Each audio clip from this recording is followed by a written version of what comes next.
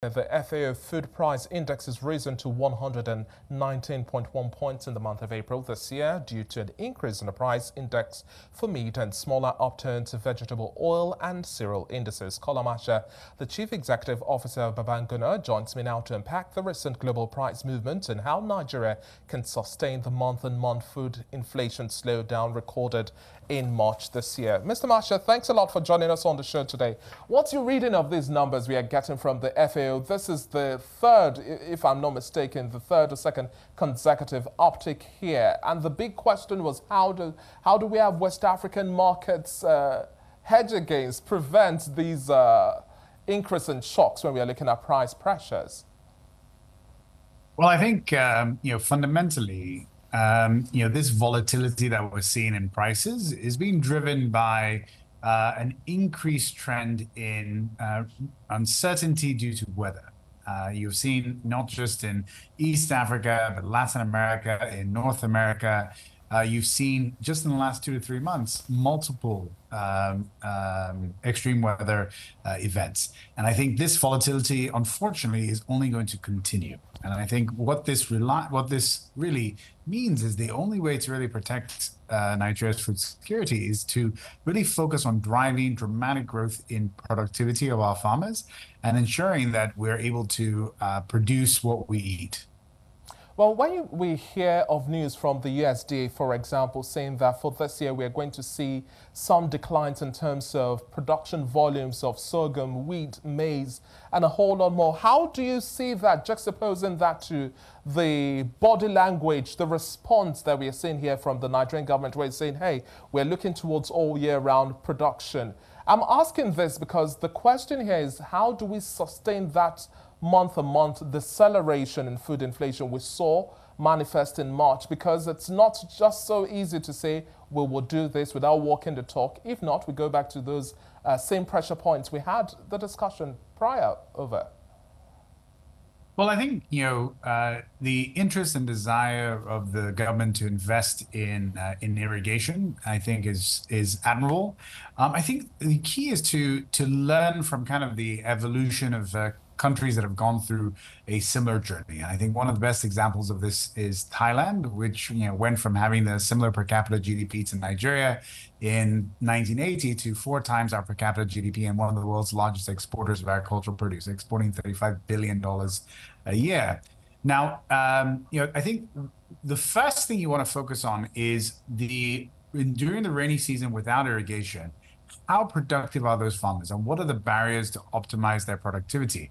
And you want to eliminate those barriers, of which one of the number one barriers is access to finance, so they can buy the quantity and quality of inputs to get high levels of productivity. And once you've done that, then you've now focused in on the next phase of expanding their production capacity through investment in infrastructure and irrigation. And then once you've done that, actually, there's another level where you're now focusing on helping them move from producing staple crops to higher value export crops. So that's kind of a journey that countries like Thailand went through over a course of about 15, 20, 25 years. Yes. And the last conversation we had as well was also how do we deal with post-harvest losses and also put a better foot forward in terms of processing. How would you say we're faring now? Take, for example, we have talked about paddy rice and the concerns of millers and a whole lot more.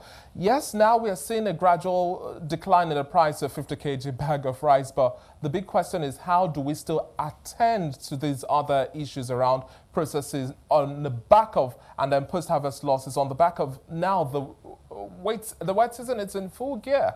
How do we hedge? How do we protect? How do we get food saved instead of waste?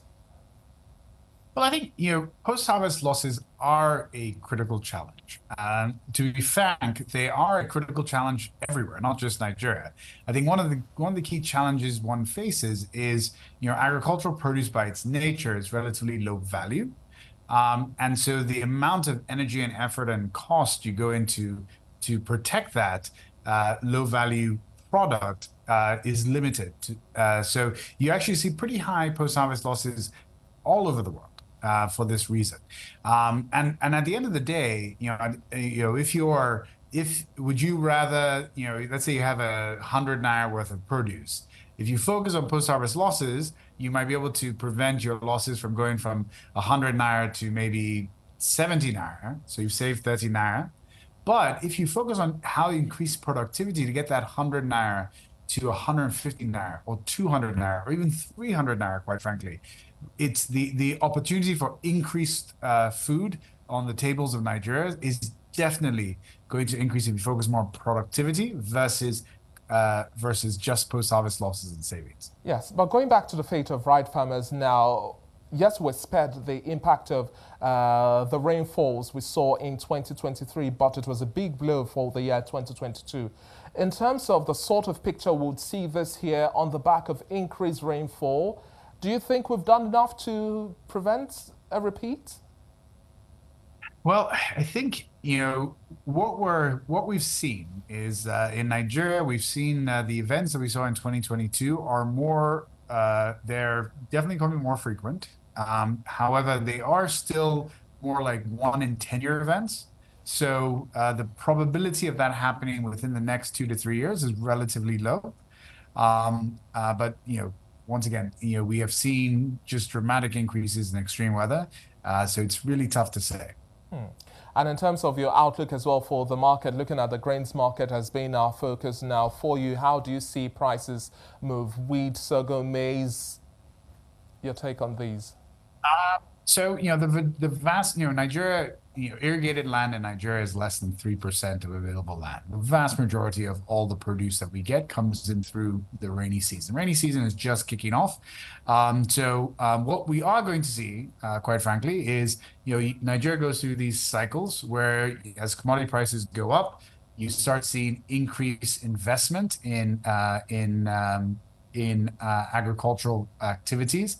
However, the challenge is that most of that investment has happened through farming more land, expanding the area under cultivation versus increasing productivity and increasing the amount of produce per unit area.